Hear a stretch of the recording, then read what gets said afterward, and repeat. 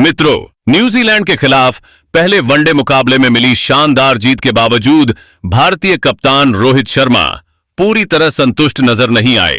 इसी वजह से दूसरे वनडे मुकाबले से पहले रोहित शर्मा ने कप्तान शुभमन गिल के साथ मिलकर टीम इंडिया में 4 बड़े और चौंकाने वाले बदलाव कर दिए। जी हां मित्रों, न्यूजीलैंड के खिलाफ खेले गए पहले वनडे मुकाबले में भारतीय टीम ने बेहतरीन प्रदर्शन करते हुए 4 विकेट से जीत दर्ज की और सीरीज में 1-0 की बढ़त हासिल कर ली। लेकिन इस जीत के बाद भी रोहित शर्मा कुछ खिलाड़ियों के प्रदर्शन से खुश नजर नहीं आए। यही कारण है कि दूसरे मुकाबले की शुरुआत से पहले रोहित शर्मा और शुभमन गिल ने मिलकर 4 खिलाड़ियों को बाहर का रास्ता दिखा दिया है और उनकी जगह 4 ऐसे खिलाड़ियों की अचानक टीम में वापसी करवाई गई है जिनके शामिल होते ही भारतीय टीम पहले से कहीं ज्यादा मजबूत नजर आने लगी है।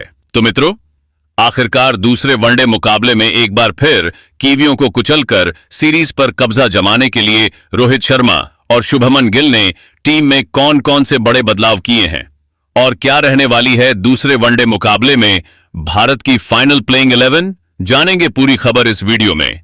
इसलिए वीडियो को अंत तक जरूर देखें और अगर आप भी चाहते हैं कि भारतीय टीम इस सीरीज को अपने नाम करे तो इस वीडियो को एक लाइक जरूर करें। मित्रों, जैसा कि आप सभी जानते हैं कि भारत और न्यूजीलैंड के बीच 3 मुकाबलों की वनडे सीरीज खेली जा रही है। इस सीरीज का पहला वनडे मुकाबला कोटांबी के मैदान पर खेला गया, जहां भारतीय टीम ने शानदार प्रदर्शन करते हुए 4 विकेट से जीत दर्ज की और सीरीज में बढ़त हासिल कर ली। अगर मुकाबले की बात करें तो इस मैच में भारतीय कप्तान शुभमन गिल ने टॉस जीतकर पहले गेंदबाजी करने का फैसला किया था। न्यूजीलैंड की टीम ने पहले बल्लेबाजी करते हुए भारत के सामने 300 रनों का विशाल लक्ष्य खड़ा कर दिया था। लक्ष्य बड़ा जरूर था, लेकिन भारतीय टीम के पास बल्लेबाजों की कोई कमी नहीं थी। भारत की ओर से विराट कोहली ने शानदार 93 रनों की पारी खेली, वहीं श्रेयस अय्यर ने भी 49 रनों का अहम योगदान दिया। इसके अलावा अंत में आकर हर्षित राणा और लोकेश राहुल ने बेहतरीन बल्लेबाजी की, जिसकी बदौलत भारतीय टीम ने इस मुकाबले को अपने नाम कर लिया। अब सीरीज का दूसरा वनडे मुकाबला 14 तारीख को अहमदाबाद के मैदान पर खेला जाएगा।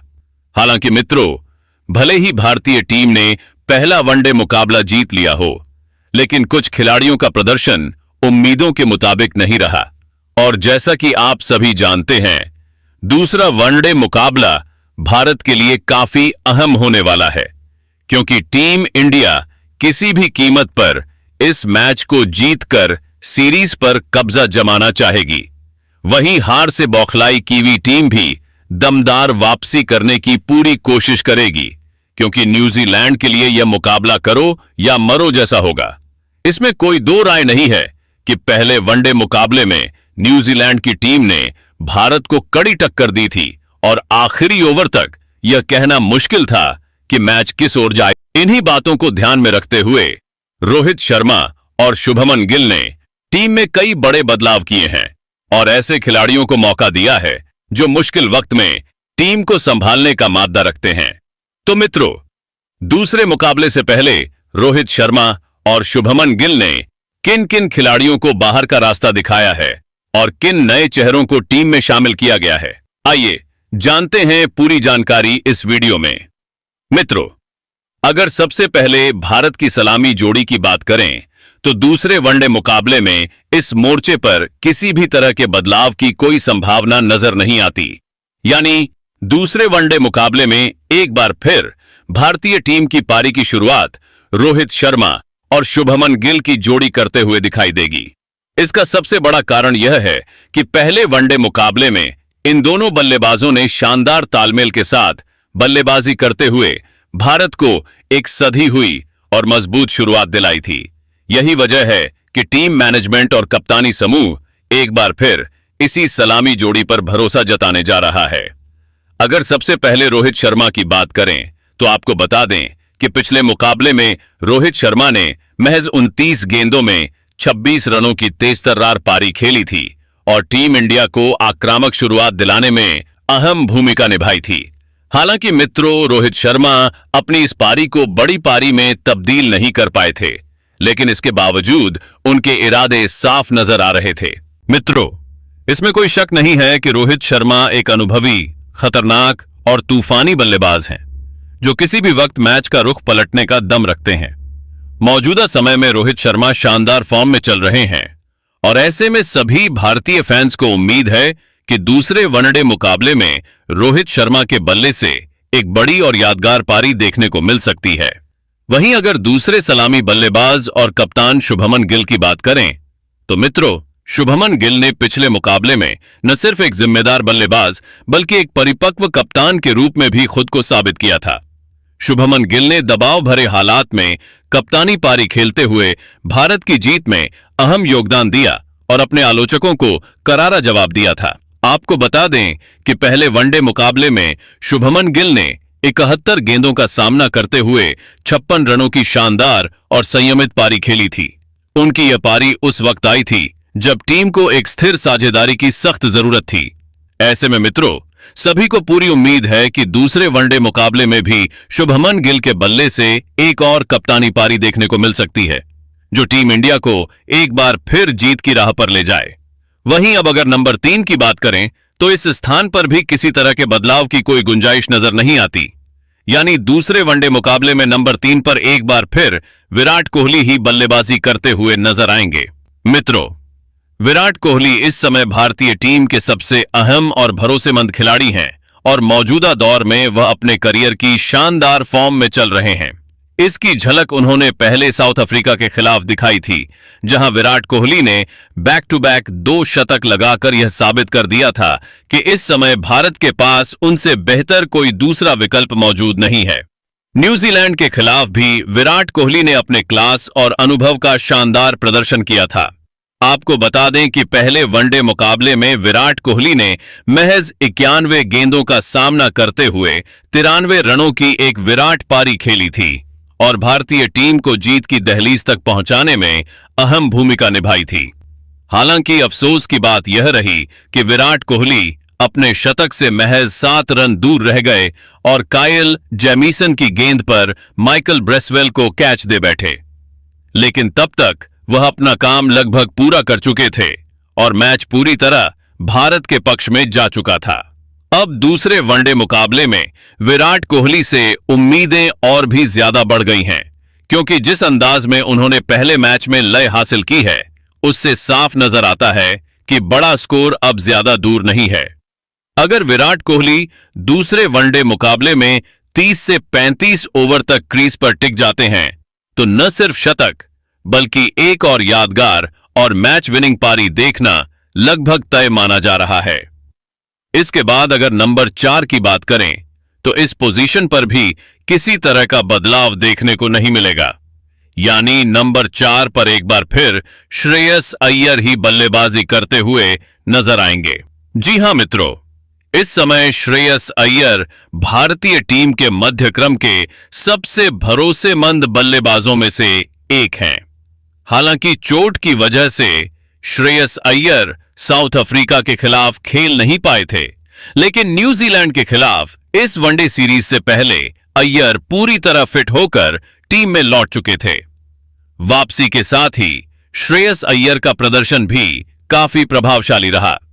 आपको बता दें कि कीवियों के खिलाफ पहले वनडे मुकाबले में श्रेयस अय्यर ने 47 गेंदों का सामना करते हुए 49 रनों की बेहद अहम और जिम्मेदार पारी खेली थी। हालांकि श्रेयस अय्यर भी अपना अर्धशतक पूरा नहीं कर पाए, लेकिन मित्रों, उनकी यह पारी किसी अर्धशतक से कम नहीं थी। ऐसे में दूसरे वनडे मुकाबले में भी श्रेयस अय्यर से एक और शानदार, संयमित और मैच जिताऊ पारी की पूरी उम्मीद की जा रही है। अब अगर भारतीय टीम के नंबर 5 स्थान पर नजर डालें तो इस पोजीशन पर दूसरे वनडे मुकाबले में लोकेश राहुल को ही जिम्मेदारी सौंपी गई है। मित्रों, पहले वनडे मुकाबले में लोकेश राहुल ने यह साफ दिखा दिया था कि वह परिस्थितियों के हिसाब से खेलना अच्छी तरह जानते हैं। जब टीम पर दबाव बनता दिख रहा था और एक छोर से विकेट गिरने की आशंका थी, तब राहुल ने समझदारी के साथ बल्लेबाजी करते हुए पारी को संभाले रखा। पहले वनडे मुकाबले में लोकेश राहुल ने 39 गेंदों में 34 रन बनाए थे। इस दौरान उनके बल्ले से कुछ शानदार स्ट्रोक्स भी देखने को मिले, जिनमें जमीन पर खेले गए चौके के साथ साथ एक लंबा छक्का भी शामिल था। सबसे अहम बात यह रही कि राहुल ने रन गति को पूरी तरह से रुकने नहीं दिया और लगातार स्ट्राइक बदलते रहे, जिससे विपक्षी टीम पर दबाव बना रहा। विकेट कीपिंग की बात करें तो लोकेश राहुल ने विकेट के पीछे भी शानदार फुर्ती दिखाई। उन्होंने कुछ मुश्किल मौकों पर गेंदों को सुरक्षित तरीके से पकड़ा और अपने गेंदबाजों का आत्मविश्वास बढ़ाया। भले ही राहुल बल्ले से बड़ी पारी नहीं खेल पाए, लेकिन टीम की जरूरत के मुताबिक निभाई गई उनकी भूमिका मैच में काफी अहम साबित हुई। अब दूसरे वनडे मुकाबले में लोकेश राहुल से उम्मीद यही की जा रही है कि वह जरूरत पड़ने पर अपनी बल्लेबाजी का गियर बदलेंगे और सिर्फ टिकने तक सीमित नहीं रहेंगे। अगर आखिरी ओवरों में उन्हें मौका मिलता है तो फैंस को उनसे एक आक्रामक फिनिश और तेज रन गति की पूरी उम्मीद रहेगी। इसके बाद अगर नंबर 6 की बात करें तो इस स्थान पर एक बार फिर रविंद्र जडेजा को मौका दिया गया है। पहले वनडे मुकाबले में जडेजा को बल्लेबाजी के लिए ज्यादा समय नहीं मिला था। वह कुछ ही गेंदें खेल पाए और बड़ा योगदान देने से पहले ही पवेलियन लौट गए, जिसकी वजह से वह अपनी पहचान के मुताबिक मैच फिनिश करने की भूमिका में नजर नहीं आ सके। हालांकि मित्रों, रविंद्र जडेजा जैसे खिलाड़ी को सिर्फ एक छोटी पारी के आधार पर आंकना बिल्कुल भी सही नहीं होगा। जडेजा की असली ताकत उनका ऑलराउंड प्रदर्शन है। वह मैदान पर सिर्फ बल्लेबाज ही नहीं बल्कि गेंदबाज और फील्डर के तौर पर भी टीम को जबरदस्त संतुलन प्रदान करते हैं। दूसरे वनडे मुकाबले में अगर रविंद्र जडेजा को बल्लेबाजी का पर्याप्त मौका मिलता है तो उनसे यही उम्मीद होगी कि वह हालात को जल्दी समझते हुए तेजी से रन बनाएंगे और भारतीय टीम को मजबूत अंत तक पहुंचाएंगे। वहीं गेंदबाजी में भी जडेजा से बीच के ओवरों में अहम विकेट निकालने और न्यूजीलैंड के रन फ्लो पर ब्रेक लगाने की बड़ी जिम्मेदारी रहने वाली है। अब अगर भारतीय टीम के नंबर 7 स्लॉट पर नजर डालें तो यहां दूसरे वनडे मुकाबले से पहले एक बड़ा और चौंकाने वाला बदलाव देखने को मिल सकता है। पहले वनडे मुकाबले में इस पोजीशन पर वॉशिंगटन सुंदर को मौका दिया गया था, लेकिन वह उस तरह का असर छोड़ने में नाकाम रहे जिसकी टीम को उनसे उम्मीद थी। पहले मुकाबले में वॉशिंगटन सुंदर को निचले क्रम में बल्लेबाजी का अवसर जरूर मिला, लेकिन वह कुछ ही गेंदों तक क्रीज पर टिक पाए और पारी को आगे नहीं बढ़ा सके। वह सिर्फ 7 गेंदों पर 7 रन बनाकर पवेलियन लौट गए, जिससे मैच पर उनका प्रभाव सीमित ही रहा। इसके अलावा टीम मैनेजमेंट जिस आक्रामक अंदाज और फिनिशिंग टच की तलाश में था, वह भी सुंदर की बल्लेबाजी में नजर नहीं आया। इस बदलाव की एक अहम वजह उनकी गेंदबाजी के दौरान लगी चोट भी मानी जा रही है। गेंदबाजी करते समय असहज नजर आए सुंदर को देखते हुए टीम प्रबंधन कोई जोखिम नहीं लेना चाहता। यही कारण है कि रोहित शर्मा और शुभमन गिल ने मिलकर इस मुकाबले में वॉशिंगटन सुंदर की जगह नीतीश कुमार रेड्डी को मौका देने का फैसला किया है। नीतीश कुमार रेड्डी ऐसे खिलाड़ी हैं जो मैदान पर उतरते ही बड़े शॉट खेलने की काबिलियत रखते हैं। वह मध्य क्रम में तेजी से रन बनाने के साथ साथ जरूरत पड़ने पर गेंदबाजी में भी कप्तान के लिए एक अतिरिक्त और भरोसेमंद विकल्प साबित हो सकते हैं। सबसे खास बात यह है कि नीतीश दबाव की परिस्थितियों में घबराते नहीं हैं और आखिरी ओवरों में आक्रामक बल्लेबाजी कर मैच का रुख पलटने का माद्दा रखते हैं। ऐसे में दूसरे वनडे मुकाबले में उनसे टीम इंडिया को एक मजबूत और विस्फोटक फिनिश की पूरी उम्मीद रहेगी। अब आगे बढ़ते हैं नंबर 8 की ओर, जहां इस मुकाबले में एक बार फिर हर्षित राणा को मौका मिलता हुआ नजर आ रहा है। अपनी तेज रफ्तार और आक्रामक अंदाज के लिए पहचाने जाने वाले हर्षित राणा नई गेंद के साथ विपक्षी बल्लेबाजों पर दबाव बनाने की पूरी क्षमता रखते हैं। उनकी गेंदों में अतिरिक्त उछाल और गति बल्लेबाजों के लिए मुश्किलें खड़ी कर सकती है। वहीं नंबर 9 की बात करें तो इस स्थान पर कुलदीप यादव को टीम में शामिल किया गया है। कुलदीप यादव से बीच के ओवरों में विकेट निकालने और न्यूजीलैंड की रन गति पर लगाम लगाने की बड़ी जिम्मेदारी रहने वाली है। उनकी फिरकी गेंदबाजी मैच के मध्य ओवरों में गेम चेंजर साबित हो सकती है। अब अगर भारत की प्लेइंग 11 में नंबर 10 की बात करें तो इस पोजीशन पर तेज गेंदबाज मोहम्मद सिराज का खेलना लगभग तय माना जा रहा है। मित्रों, मोहम्मद सिराज इस समय भारतीय टीम की तेज गेंदबाजी आक्रमण की रीढ़ माने जाते हैं और नई गेंद के साथ वह किसी भी बल्लेबाजी क्रम को हिला देने की क्षमता रखते हैं। सिराज की सबसे बड़ी ताकत उनकी स्विंग और सटीक लाइन लेंथ है। वह पावर प्ले के शुरुआती ओवरों में गेंद को दोनों ओर मूव कराकर विपक्षी बल्लेबाजों को लगातार दबाव में रखते हैं। पहले वनडे मुकाबले में भले ही सिराज को विकेट कम मिले हों, लेकिन उन्होंने किफायती गेंदबाजी करते हुए रन गति को काबू में रखा था, जिसका सीधा फायदा बाकी गेंदबाजों को मिला। मित्रों, मोहम्मद सिराज सिर्फ नई गेंद से ही नहीं बल्कि डेथ ओवर्स में भी अपनी उपयोगिता साबित कर चुके हैं। यॉर्कर डालने की उनकी क्षमता और बल्लेबाज को बाउंसर से चौंकाने का हुनर उन्हें एक कंप्लीट फास्ट बॉलर बनाता है। इसके अलावा उनका आक्रामक रवैया और मैदान पर जोश टीम के बाकी खिलाड़ियों में भी ऊर्जा भर देता है। दूसरे वनडे मुकाबले में मोहम्मद सिराज से यही उम्मीद रहेगी कि वह शुरुआती ओवरों में न्यूजीलैंड के शीर्ष क्रम को जल्द पवेलियन भेजें और भारत को मजबूत शुरुआत दिलाएं। अगर सिराज अपनी लय में आ जाते हैं टॉय की आदि आ रहे हैं तो कीवी बल्लेबाजों के लिए रन बनाना आसान नहीं होगा। अब अगर भारतीय टीम की प्लेइंग 11 में नंबर 11 की बात करें तो इस स्थान पर तेज गेंदबाज प्रसिद्ध कृष्णा का खेलना तय माना जा रहा है। मित्रों, प्रसिद्ध कृष्णा अपनी अतिरिक्त उछाल और तेज गति के लिए जाने जाते हैं, जो किसी भी बल्लेबाज के लिए परेशानी का सबब बन सकती है। लंबे कद की वजह से उन्हें पिच से स्वाभाविक बाउंस मिलता है, जिसका वह बेहतरीन इस्तेमाल करते हैं। प्रसिद्ध कृष्णा नई गेंद के साथ आक्रामक शुरुआत करने की क्षमता रखते हैं और पावर प्ले के ओवरों में विकेट निकालने का माद्दा रखते हैं। इसके अलावा मध्य ओवरों में भी वह हार्ड लेंथ पर गेंदबाजी करते हुए बल्लेबाजों को बड़े शॉट खेलने से रोक सकते हैं। मित्रों, प्रसिद्ध कृष्णा ने पिछले कुछ मुकाबलों में अपनी लाइन और लेंथ पर काफी मेहनत की है, जिसका असर उनके प्रदर्शन में भी साफ नजर आता है। दूसरे वनडे मुकाबले में उनसे यही उम्मीद रहेगी कि वह अपनी रफ्तार और उछाल के दम पर न्यूजीलैंड के बल्लेबाजों पर लगातार दबाव बनाए रखें और टीम इंडिया की गेंदबाजी को मजबूती प्रदान करें। लेकिन मित्रों, आप इस टीम को 600 में से कितने अंक देना चाहोगे? कमेंट करके अपनी राय हमें जरूर दें।